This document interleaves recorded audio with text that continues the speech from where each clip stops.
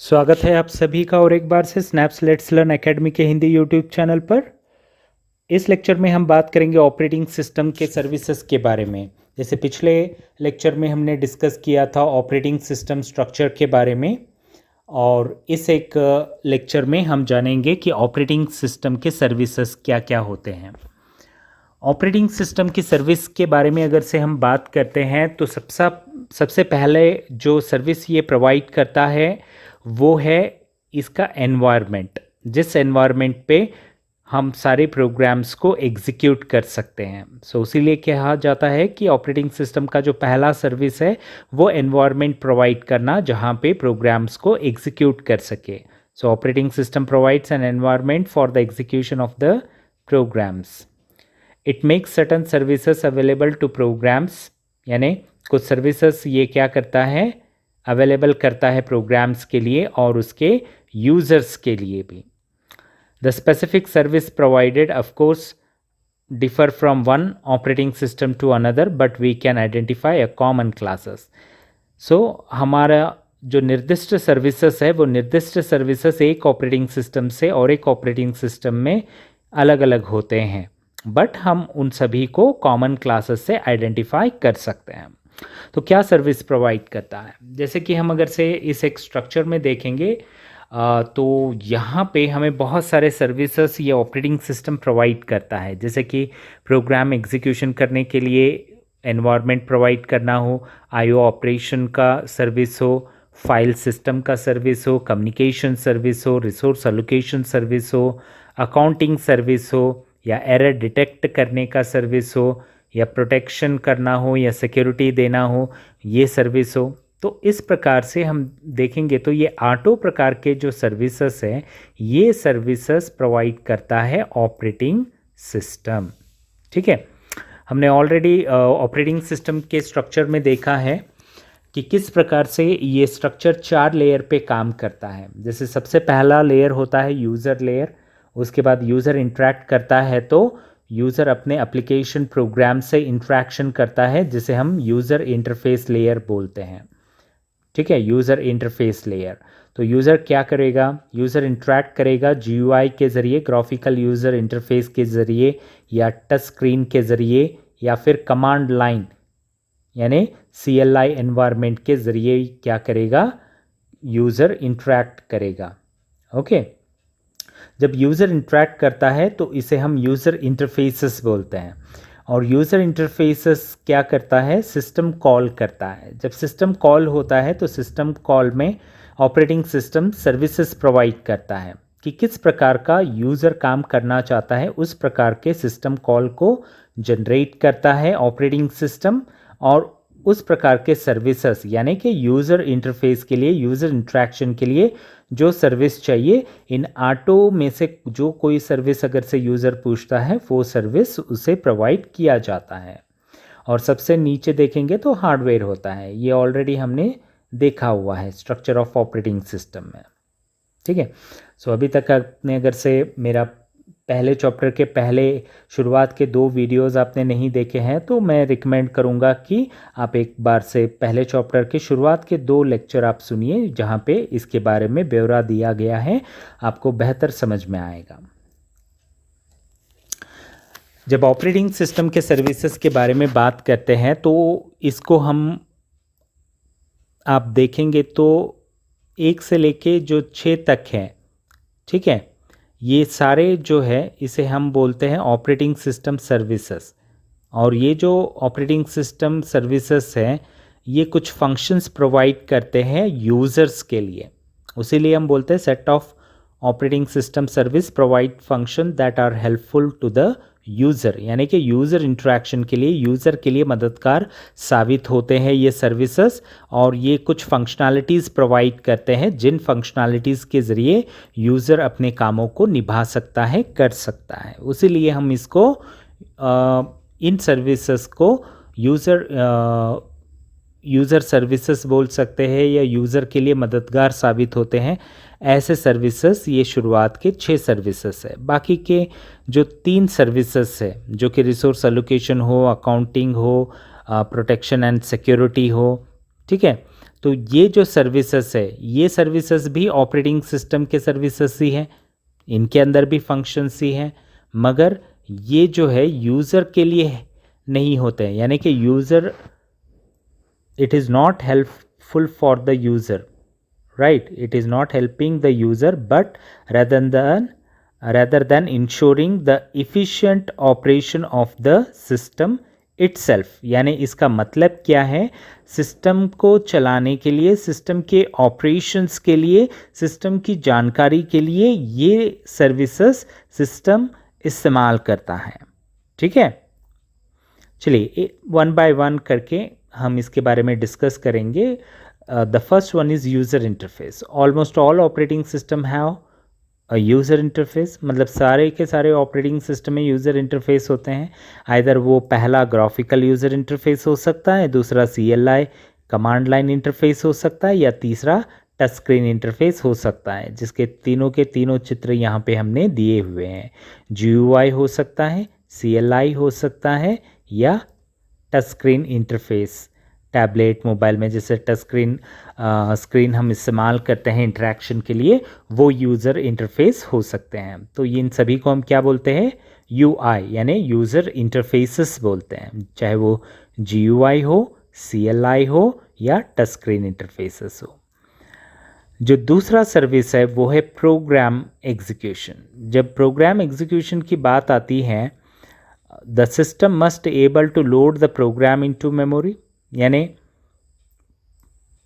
हमारा जो प्रोग्राम है सबसे पहले वो प्रोग्राम किस में लोड होगा, मेमोरी में लोड होगा, उसके बाद उस प्रोग्राम को रन किया जाता है।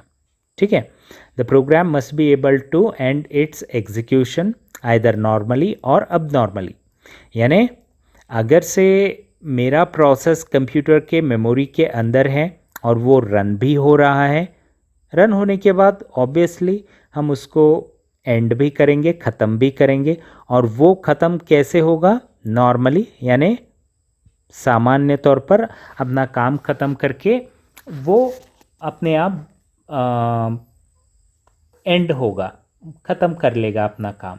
ठीक है, या अबनॉर्मली का मतलब होता है फोर्सफुली, यानी कि वो खुद ब खुद तो एग्जिट नहीं हो रहा है, CPU या मेमोरी नहीं छोड़ रहा है, या वो जो CPU में एग्जीक्यूट हो रहा है प्रोग्राम खुद ब खुद CPU को नहीं छोड़ रहा है, वो उसको छुड़ाया जा रहा है फोर्सेबली, तो उसको हम अबनॉर्मली बोलते हैं, इंडिकेटिंग एरर।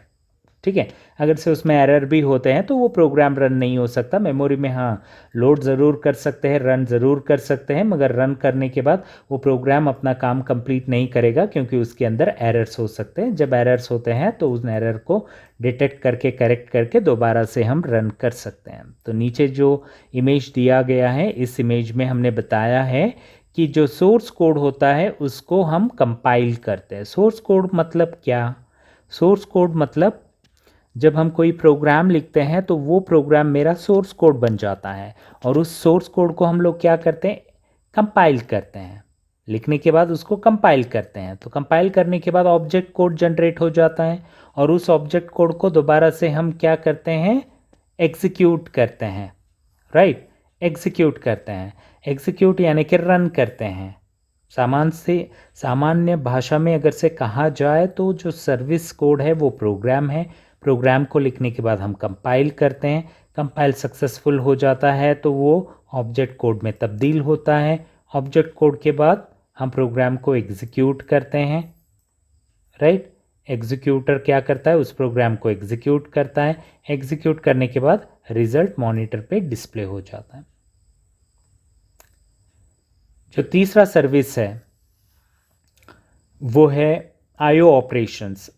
IO ऑपरेशंस में आप अगर से नीचे इमेज में देखेंगे तो इनपुट है, प्रोसेस है और आउटपुट है। यानी कोई भी डेटा को हम इनपुट करते हैं तो इनपुट देने के बाद वो क्या होता है, प्रोसेस होता है। प्रोसेस होने के बाद डिस्प्ले होता है मॉनिटर के ज़रिए या प्रिंटर के ज़रिए। हम आउटपुट डिवाइस का इस्तेमाल करके उसको प्रिंट कर सकते हैं। ठीक है, रनिंग प्रोग्राम में रिक्वायर IO, मतलब जो भी प्रोग्राम रन हो रहा है उसके लिए इनपुट और आउटपुट डिवाइसेस चाहिए, विच मे इन्वॉल्व अ फाइल और IO डिवाइस। यानी उसके लिए कोई फाइल की आवश्यकता हो सकती है या किसी इनपुट आउटपुट डिवाइस की आवश्यकता हो सकती है। For a specific devices special functions may be desired, यानी स्पेसिफिक डिवाइस के लिए स्पेशल फंक्शंस हो सकते हैं, such as reading from network interface और writing to a file system. यानी इनपुट आउटपुट ऑपरेशन परफॉर्म करने के लिए स्पेशल फंक्शन की आवश्यकता होती है। वो स्पेशल फंक्शन हम नेटवर्क इंटरफेस के ज़रिए कर सकते हैं या रीडिंग राइटिंग कर सकते हैं फाइल सिस्टम में, जिसको हम स्पेशल फंक्शंस बोलते हैं। For efficiency and protection user usually cannot control IO device directly, यानी इफ़िशिएंसी और प्रोटेक्शन के लिए यूज़र कभी भी आईओ डिवाइस को कंट्रोल नहीं कर सकता, क्योंकि वो जो सर्विस है वो ऑपरेटिंग सिस्टम के पास होती है प्रोटेक्शन और सिक्योरिटी की। ओके, तो उसीलिए जो ऑपरेटिंग सिस्टम होता है, operating system must provide a mean to do IO, यानी कि ऑपरेटिंग सिस्टम क्या करेगा, आईओ डिवाइस का सर्विस आपको प्रोवाइड करेगा, क्योंकि आपका प्रोग्राम अगर से मेमोरी में है तो उस मेमोरी में अगर से मेमोरी से आप सीपीयू के अंदर लोड करते हो, एग्जीक्यूट करते हो, तो उसको इनपुट भी चाहिए, उसके बाद आउटपुट भी चाहिए। तो आईओ ऑपरेशन तो आपको हर एक प्रोग्राम के लिए, हर एक प्रोसेस के लिए परफॉर्म करना ही होता है। तो उस कारण से ये जो तीसरा सर्विस है वो तीसरा सर्विस भी ये प्रोवाइड करता है, जिसे हम आईओ ऑपरेशंस बोलते हैं। जो चौथा सर्विस है ऑपरेटिंग सिस्टम का वो है फाइल सिस्टम मैनिपुलेशन। ठीक है, file system is a particular interest. Obviously a program need to read, write files and directories, यानी ऑपरेटिंग सिस्टम में फाइल सिस्टम भी एक प्रकार का सर्विस है, जहाँ पे किसी भी प्रोग्राम को रन करने के लिए उसके लाइब्रेरी फाइल्स चाहिए होते हैं, सपोर्टिंग फाइल्स चाहिए होते हैं। उनमें हम उन फाइल को हम रीड कर सकते हैं या उन फाइल में राइट कर सकते हैं।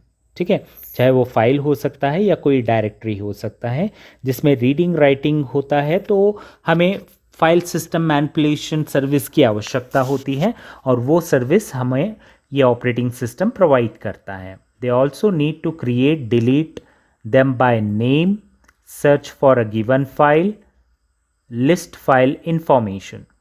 यानी कई बार हम लोग क्या करते हैं, नए फाइल को क्रिएट भी करते हैं, एग्जिस्टिंग फाइल को डिलीट भी करते हैं उनके नाम के ज़रिए, या फिर हम किसी फाइल को सर्च कर सकते हैं, उसके फाइल के इंफॉर्मेशंस को गैदर कर सकते हैं। ये सारा जो सर्विस है वो फाइल सिस्टम मैनिपुलेशन प्रोवाइड करता है।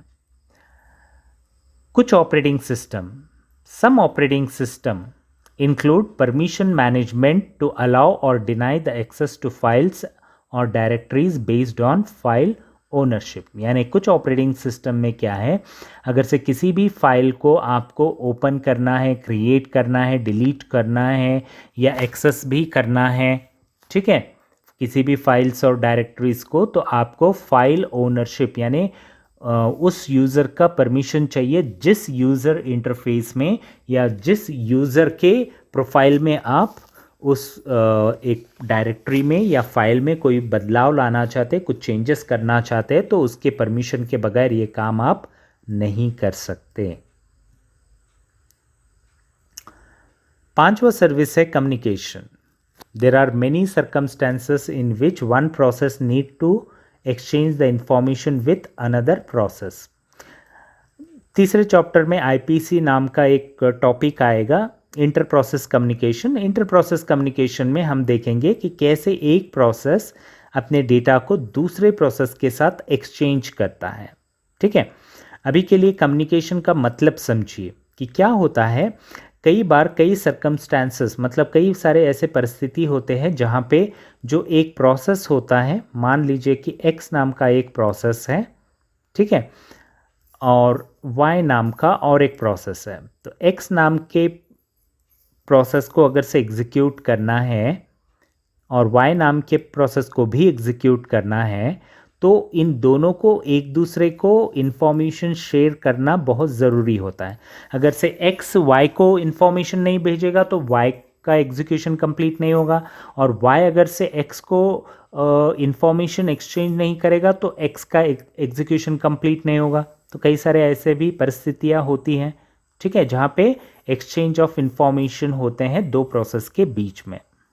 तो यहाँ पे अगर से एक्सचेंज ऑफ इंफॉर्मेशन हो रहा है तो इसका मतलब है कम्युनिकेशन हो रहा है, राइट। सो सच कम्युनिकेशन में occur between the process that are executing on the same computer or between the process that are executing on different computer system tied together by the network।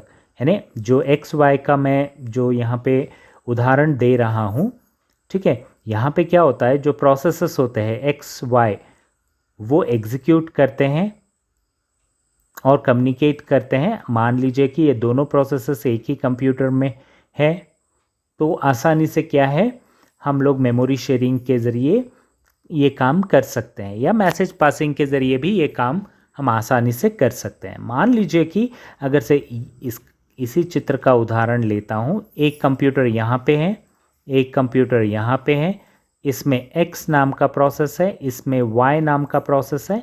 अगर से दोनों execute करना चाहते हैं तो dependent है, यानी कि इंफॉर्मेशन को एक्सचेंज करना है, तो तब मुझे क्या करना पड़ेगा, जो प्रोसेसेस हैं that are executing on different computer system, मतलब वो एग्जीक्यूट कहाँ पे हो रहे हैं, एक्स इस कंप्यूटर पे एग्जीक्यूट हो रहा है तो वाई इस कंप्यूटर पर एग्जीक्यूट हो रहा है, बट इन दोनों को क्या है, हमने जोड़ा हुआ है नेटवर्क के ज़रिए। तो जब नेटवर्क के ज़रिए जोड़ेंगे तो एक्स क्या करेगा, वाई को मैसेज भेजेगा, यानी मैसेज पासिंग मैकेनिज्म के ज़रिए एक्स वाई से कम्युनिकेट करेगा और वाई एक्स से कम्युनिकेट करेगा, ठीक है।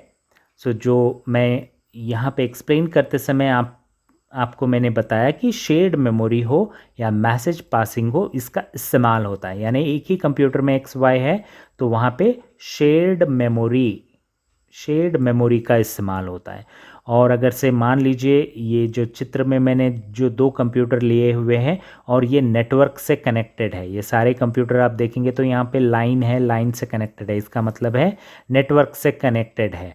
इसका मतलब है अगर से x कम्युनिकेट करना चाहता है y से और y x से कम्युनिकेट करना चाहता है तो मैसेज पासिंग मैकेनिज्म का इस्तेमाल करेंगे, जिसके ज़रिए ये दोनों प्रोसेस एक दूसरे से कम्युनिकेट कर सकते हैं। छठा जो सर्विस है एरर डिटेक्शन, ठीक है, एरर डिटेक्शन। एरर में अकर इन CPU एंड मेमोरी हार्डवेयर, यानी एरर क्या है, CPU में या मेमोरी हार्डवेयर में अकर हो सकता है। मेमोरी हार्डवेयर यानी कि मेमोरी एरर हो सकता है या पावर फेलेवर हो सकता है, या फिर IO डिवाइसेस में भी एरर्स आ सकते हैं, जैसे पैरिटी एरर्स हो, on the disk connection failure, network failure हो सकता है, lack of paper in the printer, यानी कि आपने प्रिंट दिया हुआ है और पेपर ट्रे में पेपर ही नहीं है, तो लिफ्टिंग करने की कोशिश करेगा, बाद में से प्रिंटर क्या करेगा, एरर शो करेगा, ठीक है। तो ऐसे भी एरर्स हो सकते हैं। तो सिस्टम क्या करेगा, यानी ऑपरेटिंग सिस्टम क्या करेगा, ऐसे सारे इन सारे प्रकार के एरर्स को ये डिटेक्ट करेगा। तो ये छठा सर्विस है, ठीक है। For each type of error the OS should take the appropriate action to ensure the correct and consistent computing, यानी किसी भी प्रकार के एरर के लिए, चाहे वो CPU हो, मेमोरी हो या IO हो या यूज़र का कोई प्रोग्राम है उसमें एरर हो, तो इसके लिए अप्रोप्रिएट एक्शन कौन लेता है, बोले तो ऑपरेटिंग सिस्टम लेता है। उसको करेक्ट करना हो या कंप्यूटर के कंप्यूटेशन को कंटिन्यू करना हो, इसकी जिम्मेदारी होती है ऑपरेटिंग सिस्टम की, कि एरर शो करे, एरर करेक्ट होने के बाद उसको रन करे दोबारा से। Sometimes it has no choice but to halt the system, कुछ समय पे या कुछ परिस्थितियों में ऐसा भी हो सकता है कि हमारे पास कोई चॉइस नहीं होता है, वहाँ पे क्या करेंगे, हम सिस्टम को हॉल्ट कर देंगे। At other times it might terminate an error causing process और return an error code to a process for the process to detect and possibly correct. कई परिस्थितियाँ ऐसी भी होती है जहाँ पे हम सिस्टम को हॉल्ट कर सकते हैं, या फिर कई बार ऐसा भी हो सकता है कि जिस प्रोसेस में एरर है तो एरर कॉजिंग प्रोसेस को हम क्या कर सकते हैं, टर्मिनेट कर सकते हैं, उसको डिलीट कर सकते हैं, या एरर मैसेज रिटर्न कर सकते हैं और प्रोसेस को कंटिन्यू कर सकते हैं। ठीक है। सातवां जो सर्विस है वो है यहाँ पे रिसोर्स एलोकेशन का।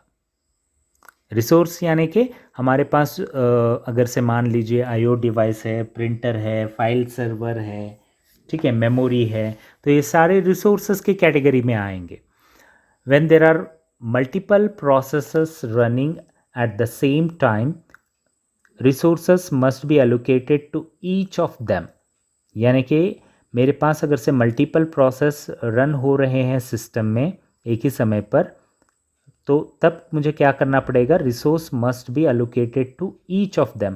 यानी हर एक प्रोसेस को मुझे रिसोर्स देना पड़ेगा, जो प्रोसेस मांगता है वो रिसोर्स मुझे देना पड़ेगा। उदाहरण के तौर पर R1 मतलब यहाँ पे रिसोर्स है, मेरे पास 2 रिसोर्स है, P1 P2 P3, यानी कि 3 प्रोसेसेस है। ठीक है, 3 प्रोसेसेस है, तीनों के तीनों प्रोसेस रन हो रहे हैं एक ही समय पर। सो रिसोर्सेस मुझे हर एक प्रोसेस को देना है। अब मान लीजिए R1 है तो R1 ऑलरेडी P1 को दे चुके हैं, ठीक है, और P2 भी R1 को पूछ रहा है, रिक्वेस्ट कर रहा है, और P3 भी रिक्वेस्ट कर रहा है R1 के लिए। उसी प्रकार से अगर से R2 है, R2 रिसोर्स है, ये रिसोर्स किसे एलोकेटेड है, P2 के पास है, यानी P2 को एलोकेटेड है, अभी R2 रिसोर्स P2 के पास है, मगर इसको रिक्वेस्ट कौन कर रहा है, P3 इसको भी रिक्वेस्ट कर रहा है। यानी कि जैसे ही P1 अपना काम कंप्लीट करेगा, R1 रिटर्न कर देगा, यानी कि छोड़ देगा R1 को। जैसे ही R1 को छोड़ देगा, जो P2 है, P2 क्या करेगा, R1 को ऑक्युपाई कर लेगा, यानी कि R1 को ले लेगा, ठीक है, या फिर P3 ले लेगा, क्योंकि दोनों के रिक्वेस्ट है। जिसका पहला रिक्वेस्ट रहेगा वो क्या होगा, वो रिसोर्स उस एक प्रोसेस को एलोकेट हो जाएगा। 8वां जो सर्विस है वो है अकाउंटिंग। अकाउंटिंग का मतलब है जैसे कि मैं कोई बिजनेस चला रहा हूँ, तो जो भी लेन देन है उसको मेंटेन तो करना ही है मेरे बिजनेस में, ठीक है, कितना आ रहा है, कितना जा रहा है, कितना पैसे कमा रहा हूँ, हर दिन का कमाई कितना है, महीने का कितना है, ईयरली कितना है, उसमें कितना प्रॉफिट गेन कर रहा हूँ, कितना लॉस हो रहा हूँ, ठीक है, ये सारी चीज़ें हम क्या करते हैं, अकाउंटिंग में मेंटेन करते हैं। वैसे ही कंप्यूटर क्या करता है, जो कुछ भी प्रोग्राम इसके अंदर एग्जीक्यूट होते हैं, यानी कंप्यूटर में एग्जीक्यूट होते हैं, we want to keep track of which program uses how much and what kind of computer resources. देखिए, हाउ मच मतलब कितने प्रमाण में इस्तेमाल कर रहा है, और व्हाट काइंड कितने प्रकार के रिसोर्सेस को इस्तेमाल कर रहा है। This record keeping may used for accounting or simply and accumulating the users statistics।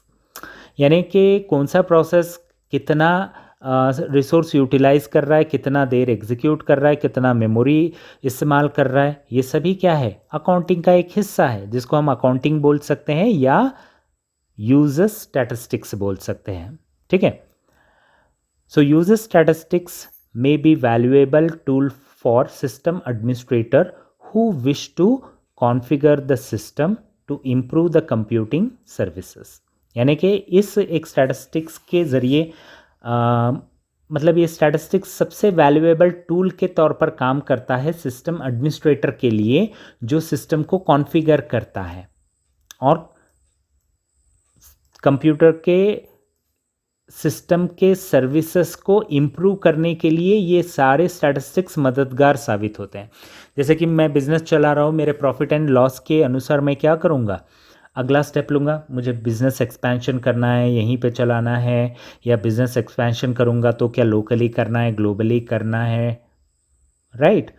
तो ऐसे मैं डिसीजन ले सकता हूँ। वैसे ही सिस्टम एडमिनिस्ट्रेटर क्या करेगा, इस स्टैटिस्टिक्स के ज़रिए, मतलब एक प्रकार का एक टूल के तौर पर ये काम करेगा स्टैटिस्टिक्स, और इसके ज़रिए सिस्टम एडमिनिस्ट्रेटर आसानी से सिस्टम को कॉन्फ़िगर कर सकता है और सिस्टम के परफॉर्मेंस को इम्प्रूव करने के लिए, सर्विसेज को इम्प्रूव करने के लिए मददगार भी साबित होता है। अगला जो सर्विस है वो है प्रोटेक्शन एंड सिक्योरिटी, ठीक है। प्रोटेक्शन यानी कि it involves ensuring that all access to system resources is controlled. यानी प्रोटेक्शन का मतलब ये होता है कि जितने भी सिस्टम के रिसोर्सेस है वो सारे नियंत्रण में हैं, ठीक है, सारे नियंत्रण में हैं, और उसकी एक्सेसिबिलिटी क्या है, ऑपरेटिंग सिस्टम के परमिशन के बगैर किसी को इस्तेमाल करने नहीं आएगा। किसी को देता है, किसी प्रोसेस को कोई रिसोर्स ऑपरेटिंग सिस्टम अलोकेट भी करता है तो वो अपने अंदर नियंत्रित करता है। सिक्योरिटी का मतलब होता है, यहाँ पे देखिए प्रोटेक्शन यानी संरक्षण करना, सिक्योरिटी यहाँ पे हम क्या करते हैं, सिक्योरिटी में system from outsiders is also important. यानी सिक्योरिटी यानी जैसे कि घर का दरवाज़ा है, हम कहीं पे बाहर जाते हैं तो हम क्या करते हैं, सिक्योरिटी के तौर पर उसको चाबी लगा के चले जाते हैं। तो चाबी लगाना यानी कि एक प्रकार से हम अपने घर को सिक्योरिटी दे रहे हैं, राइट, कि कोई भी बाहर का व्यक्ति अंदर न आए। उस प्रकार की सिक्योरिटी ऑपरेटिंग सिस्टम के द्वारा भी कंप्यूटर सिस्टम को दी जाती है। तो इस प्रकार से प्रोटेक्शन और सिक्योरिटी ये दोनों चीज़ें क्या है, ऑपरेटिंग सिस्टम प्रोवाइड करता है। तो ये 9वां सर्विस है, ठीक है। इस प्रकार से अभी तक हमने जो 9 सर्विसेज डिस्कस किए हैं, जिसमें यूज़र इंटरफेस से हमने शुरू किया था। यूज़र इंटरफेस हो, program execution, IO operation, file system manipulation, communication हो और एरर डिटेक्शन, यहाँ तक, ठीक है। इसको हम बोलते हैं, ये सारे जो फंक्शंस हैं यानी ये जो ऑपरेटिंग सिस्टम सर्विसेज है, ये सारे सर्विसेज यूज़र के लिए हेल्पफुल साबित होते हैं। तो बाकी के जो 3 हैं, ठीक है, बाकी के जो 3 है, रिसोर्स एलोकेशन हो, अकाउंटिंग हो, प्रोटेक्शन और सिक्योरिटी हो, ये क्या करता है, ये अब कंप्यूटर सिस्टम अपने परफॉर्मेंस को बेहतर बनाने के लिए, चाहे वो रिसोर्स एलोकेशन हो, अकाउंटिंग हो, प्रोटेक्शन और सिक्योरिटी हो, ये तीनों सर्विसेज वो खुद इस्तेमाल करता है, ठीक है। तो अभी तक इन सारे सर्विसेज के बारे में हमने इस एक लेक्चर में डिस्कस किया है, ठीक है, ऑपरेटिंग सिस्टम सर्विसेज में। अगले लेक्चर में हम डिस्कस करेंगे यूज़र ऑपरेटिंग सिस्टम इंटरफेस के बारे में, ठीक है। ऑलरेडी यहाँ पे हमने ब्रीफिंग दिया हुआ है यूज़र इंटरफेस के बारे में। दोबारा से अगले एक लेक्चर में हम स्पेसिफिकली इस एक यूज़र इंटरफेस के ऊपर ही बात करने जा रहे हैं। सो तब तक के लिए धन्यवाद आपका। अगले वीडियो में हम डिस्कस करेंगे यूज़र इंटरफेस के बारे में। Thank you for watching. See you in next lecture.